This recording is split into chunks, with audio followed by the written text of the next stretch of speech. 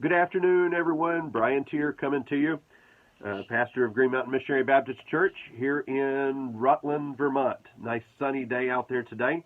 This is the week that we celebrate Jesus' resurrection, and so I wanted to give you a few of the stories from that time whenever Jesus was headed to the cross and how that he died and rose again. Before we get to Sunday, we just wanted to fill in a few of the side notes and everything. I guess that's one of the things I like about doing the videos is I can do this for you every day, and you may be getting tired of seeing me. They always say that I had more of a face for radio, and I guess now you're figuring that out. However, this is where we are, and yesterday we talked about Mary and how that she washed Jesus' feet and the generosity, the gift that she gave, and how that she had to be prepared to give that gift. You don't just give a year's wages all at one time without having planned for that, and how that we need to also be planning for times that we can give, the different opportunities. And that was the second thing that we talked about, is the opportunity that she had, and it was a once-in-a-lifetime opportunity to be able to pour out that worship before Jesus Christ. A lot of people didn't understand who he was while he was here on this earth, that he was Jesus Christ, that he was the Son of God, and they missed out on a great blessing and a great opportunity to both ask questions of him and to pour out their worship before him. How great would it be if Jesus was there in a physical sense for us in our church services, and we could just listen to him talk and be able to pour out our worship before him, sing the praises that we do right before him. I'm looking forward to the time that we're going to be able to do that when we get to heaven. But right now, we can do that as well. And again, I mentioned to you in one of the previous sermons, where two or three are gathered together in my name, there am I in the midst of them. So Jesus is with us. When we come together as a church, he is in our midst, and he does want us to worship and sing praises to him as if he was right there, because he is right there.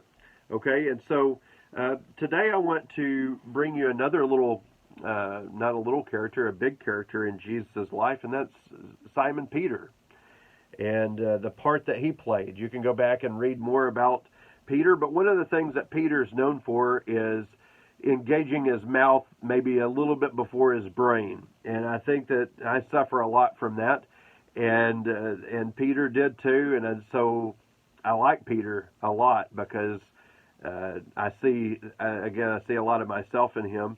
And I also see that how patient Christ was with him during the whole time. During the last days of Jesus' life, though, Peter did a few things that are kind of funny to look back on. One of the things is whenever Jesus was washing their feet. You remember that? Whenever he gathered his disciples together and he started washing their feet. And Peter, whenever Jesus came to Peter to wash his, he says, "No, Lord, you're not going to do that to me. Let me wash your feet." And then kind of the change of it. And he says, Jesus tells him, he says, "Unless I do this, you don't have any part in me." And Peter then goes overboard and he says, "Then don't just stop with my feet, wash my whole body." Okay, my head, my hands, and that sort of thing.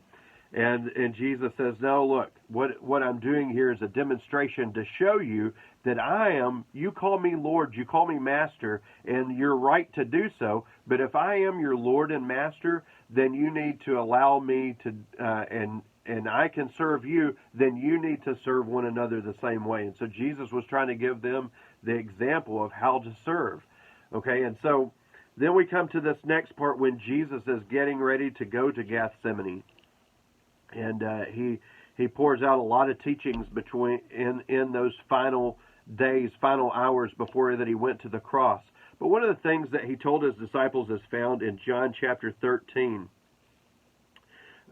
Jesus told them that he was going to go to the cross and he was going to die, and so this was caused a little bit of confusion in the disciples' minds, because in their minds they were going to Jerusalem for Jesus to set up his kingdom, to overrule the Romans, and to set up his kingdom. And they were one of them was going to sit on the right hand and one was going to sit on the left hand. They were confused on what Jesus was going to Jerusalem to do, even though that Jesus had told them several times before that that's what his plan was. If you read in Mark chapter 8, chapter 9, and 10, and so forth, you see where Jesus told them, this is what I'm going to Jerusalem to do. And then there would be an argument ensue within the disciples that would say something like, I'm going to be the greatest. I'm going to sit on the right hand of him whenever he comes in this kingdom.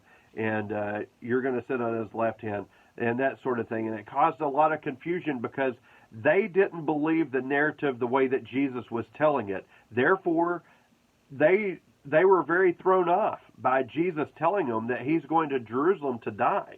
And they didn't understand what Jesus had come for. Even his own disciples were having a hard time with this. And so Jesus is telling them again that he's going to leave and that they need to be loving one another. But in verse 36, Peter asked him a question. And this is in John chapter 13, verse 36. Simon Peter said unto him, Lord, whither goest thou? Jesus answered him, Whither I go, thou canst not follow me now, but thou shalt follow me afterwards. Peter said unto him, Lord, why can I follow thee now? I will lay down my life for thy sake. Jesus answered him, Wilt thou lay down thy life for my sake? Verily, verily, or truly, truly, I say unto thee, the cock shall not crow till thou hast denied me thrice. Okay, now some of the Gospels go into a little bit more detail with this, and you can look those up and see. But basically what Peter was telling Jesus is, even though that none of these other disciples are going to do this, I'm willing to go even to death for you. Okay? Peter was ready to go to battle. He was ready to go to war with Jesus. He had already confessed that Jesus was the Christ, the Son of God. They had already seen Jesus raise people from the dead. They had seen Jesus take 5 loaves and 2 fish and feed the thousands. They knew the power of this man. They saw Jesus stand up on the ship and say, Peace be still, and the storm calm down. They knew the power of Jesus Christ. There was no doubt in their mind who he was, but the plan that Jesus had for them and for their lives did not fit the narrative. Okay, and this is where faith really kicks in. Faith in God is believing him even though that we don't understand what he's doing. Okay, and it's also believing what God says even if it doesn't fit our narrative, the way we feel like the story should go. When things don't seem to be going our way, isn't that what we say? Going our way. That's where faith kicks in, to say, okay, the Lord is actually in control here, and because he's in control, I know that everything is going to be okay. But how many times do we allow worry to slip in? Or even bigger, we start slipping up and trying to make our plan God's plan instead of making God's plan our plan. All right, and that's where we really get messed up. And this has happened all the way down through the scriptures. You can read about Abraham and Sarah. Whenever they stepped in, they got tired of being patient on what God says. Peter at one time tells Jesus, no, you're not. You're not going to Jerusalem to die. Don't be saying those kinds of things. And that's where Jesus looks at Peter and says, get thee behind me, Satan, for thou savorest not the things that be of God. Okay, now look, and so this is where this is headed. Peter's saying one thing, Jesus is saying something completely different than what Peter's saying. And also at another point in time, you can read where whenever they were getting ready to go to the garden, Jesus asked them, how many swords do you have? And they said 2. And Jesus says, okay, that's enough. Right? Again, they had already seen the feeding of the thousands. They already knew that Jesus could take a little and make a lot out of it. So in him saying that, it also caused a little bit of confusions in their minds that, hey, maybe we're going to battle here. So Jesus goes to Gethsemane, and while he's praying, he brings Peter, James, and John with him, who he often did. And then all of a sudden, while Jesus is praying, what is Peter, James, and John doing? Now you're going to have to do your own research on this, but I'll go ahead and tell you what they were doing. They were sleeping, and then Jesus woke them up and said, "Hey, guys, it's time. This isn't time to sleep. You need to be awake and watching." All right, and so then that all happens. After that happens, I've lost my train of thought here. But after that happens, Jesus comes back to them. He finds them sleeping again. Okay, and then he allowed them to sleep until who arrives on the scene? Judas Iscariot, as well as the Roman soldiers are coming. or the temple guard was coming to take Jesus by force. All right, and remember, Judas betrays Jesus with a kiss, and then all of a sudden, Peter grabs his sword, and he takes a whack at Malchus, who was the high priest's servant, and he cuts his ear off. Now, I don't know exactly how that happened, whether he was chopping down and he grazed his ear, or whether he was aiming for the guy's head. He ducked down, and Peter took a swatch out of his ear. I don't know how that happened. But then Jesus looks at Peter and he says, what? Put your sword away. Put your sword away. Okay? Now, again, this is going directly against what Peter's narrative was. This was destroying the old boy. He's trying to show Jesus, I'm willing to go to death with you. And Jesus keeps saying, no, you're not, Peter. You're going to deny me 3 times before this night's over with. And so Peter just was not understanding what Jesus was saying, even though Jesus was saying it plainly, even though that they should have known Jesus by now and what he was doing and that sort of thing. It just did not play out the way that they thought. All right. And so after that point is when Peter and John were following Jesus in there, and they're seeing Jesus stand before Pilate, and they're seeing him stand before Caiaphas and these high priests. And Jesus is not even answering really the way that Peter, I'm sure, felt like he should.